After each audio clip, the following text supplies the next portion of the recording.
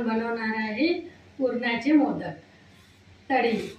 त्यासाठी लागणारं साहित्य आहे 1 वाटी चण्याची डाळ आहे, 1 वाटी गूळ, तुम्हाला जास्त गोड आवडत असेल तर गूळ थोडा जास्त घेऊ शकता तुम्ही, आणि जायफळ विलायची पावडर, चवीनुसार मीठ आणि साजूक तूप। ही डाळ कुकरमध्ये टाकून स्वच्छ धुवून 3 ते 4 शिट्ट्या होऊ देते। थोडी हळद आणि थोडं तेल।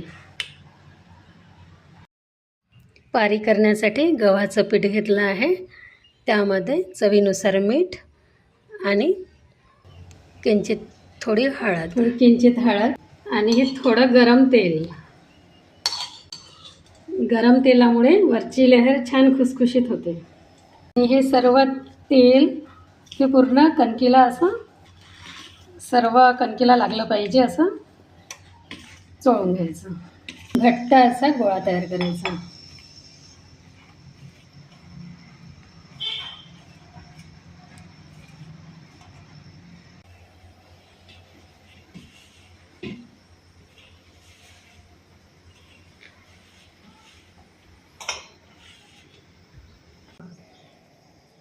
आता हे असं झाकून अर्धा तास ठेवून द्यायचं डाळ शिजेपर्यंत।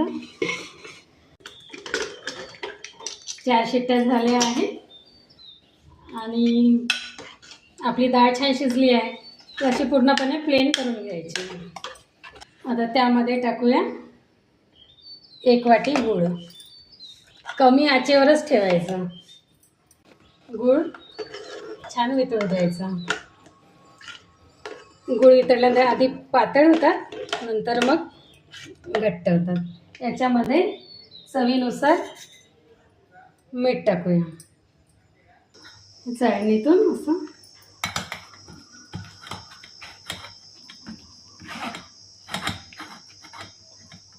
टाकूया विलायची पावडर आणि थोडंसं जायफळ।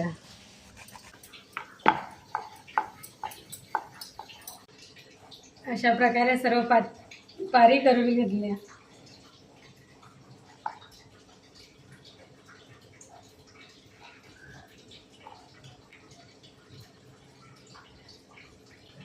सारण घ्यायचं आणि ह्या कळ्या